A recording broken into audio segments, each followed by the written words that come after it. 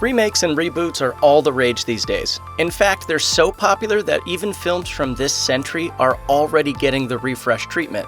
From fantasy films to slasher flicks, these are the remakes of 21st century films we can expect to see in the near future. With a star-studded cast including James McAvoy and Tilda Swinton, 2005's The Chronicles of Narnia, The Lion, the Witch, and the Wardrobe made $745 million worldwide, and was one of the most popular films released that year. It even went on to win a well-deserved Academy Award for Best Makeup and Hairstyling. The next installment was Prince Caspian in 2008, followed by The Voyage of the Dawn Treader in 2010. The films continued to be popular, but not enough to warrant another film, and the series' fourth entry, The Silver Chair, was scrapped altogether. However, now that Game of Thrones is over, there's a great big fantasy-shaped hole for Hollywood to fill, so Netflix is preparing to reboot the Narnia series in both TV and movie form. With 7 books to adapt and both feature films and series in the works, the streaming service is about to become a truly magical place. You'd love it there, Edmund. It has whole rooms simply stuffed with Turkish delight. With its iffy script and hokey special effects, 2011's Green Lantern was a disaster of heroic proportions. In fact, the only positive anyone can seem to find about Green Lantern is the film introduced Ryan Reynolds and Blake Lively, who fell in love on the set and are now married with 3 children. DC is bringing the Lantern back already. The film's working title is Green Lantern Corps, and the screenplay is being written by DC Chief Creative Officer Jeff Johns, who also wrote Aquaman and Wonder Woman 1984.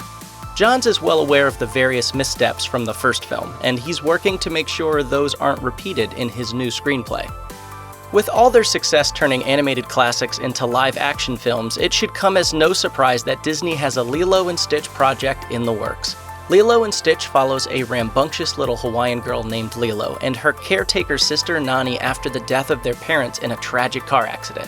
To help Lilo deal with her grief, Nani gets her a pet named Stitch, who turns out to actually be an alien science project that escaped to Earth. Filled with ukulele tunes and lush Hawaiian imagery, Lilo and Stitch is ultimately a story about Ohana. Ohana means family. Family means nobody gets left behind. Soon we'll be welcoming a new Lilo and Stitch into the Disney family. The remake is being penned by Mike Van Ways, and live-action Aladdin producers Dan Lin and Jonathan Eyrick will be overseeing production. No casting information is available yet, but hopefully the cast will reflect Lilo's home of Kauai and feature lots of native Hawaiian representation. The hit Pirates of the Caribbean franchise may have worn out its welcome by the 5th film, but that hasn't stopped Disney from pushing ahead with a remake with a fresh new cast. Deadpool writers Rhett Reese and Paul Wernick had been on deck to write a screenplay that would bring an edgier twist to the franchise. However, both writers jumped ship in February 2019, leaving the project without a captain or rudder. For a while, the future of the project seemed uncertain, but in late 2019, Disney brought on Chernobyl creator Craig Mazin and former Pirate scribe Ted Elliott to craft the screenplay, leaving the future of the franchise looking bright.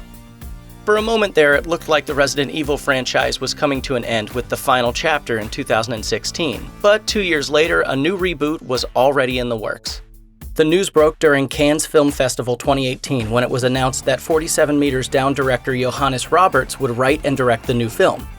Screenwriter Greg Russo has already written a screenplay, but we're not sure if Roberts is revising Russo's version or starting from scratch.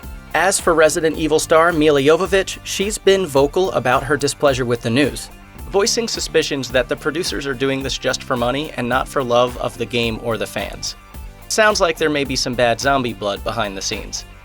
Shrek was a global phenomenon that spawned several equally loved sequels and television specials, as well as multiple spin-offs. It may seem almost sacrilegious to reboot the 2001 film, but upcoming writer and director Chris Meledandri has said, "When you look back on those vocal performances from the original, they're awesome. And while you certainly could make a case for a complete reinvention, I find myself responding to my own nostalgic feelings of wanting to go back to those characterizations." Meledandri has said he'd be interested in bringing back the original cast, which makes the next Shrek film sound like more sequel than reboot. However, he has also said that it's been challenging finding a story that doesn't feel like just another sequel, and that the story he's working on is entirely new, leaving us unsure of exactly what form the new Shrek will take. DreamWorks' 2011 animated comedy Puss in Boots followed Puss in his pre-Shrek adventures and was so successful that it was subsequently adapted into the television show The Adventures of Puss in Boots, produced by Netflix. But if you still can't get enough of cats swinging swords, then prepare for another adventure since a reboot is coming soon. Despicable Me creator and Illumination Entertainment founder Chris Meledandri told Variety he's working on an entirely new story for the swashbuckling feline. We don't have any details on the plot yet, but Meledandri says he wouldn't be averse to having the old cast return for the remake. Yun Sung-ho's heart-stopping South Korean zombie film Train to Busan was an instant classic and a tall order to remake, but if anyone's up to the challenge, it's James Wan. The harrowing story follows a father and his young daughter who find themselves trapped on a train at the beginning of a zombie apocalypse. Between the tender story that unfolds between the father and daughter and endearing performances from the supporting cast, Train to Busan's ability to balance its high-concept premise with the humanity of its characters helped it achieve both critical and financial success. After an extensive bidding war, New Line will be the studio behind James Wan's English-language remake, written by his longtime Annabelle collaborator Gary Dauberman. While there's no casting or other news available yet about the remake, the upcoming sequel to the original film, Train to Busan 2: Peninsula, can help pass the time. Check out one of our newest videos right here. Plus, even more Looper videos about your favorite stuff are coming soon. Subscribe to our YouTube channel and hit the bell so you don't miss a single one.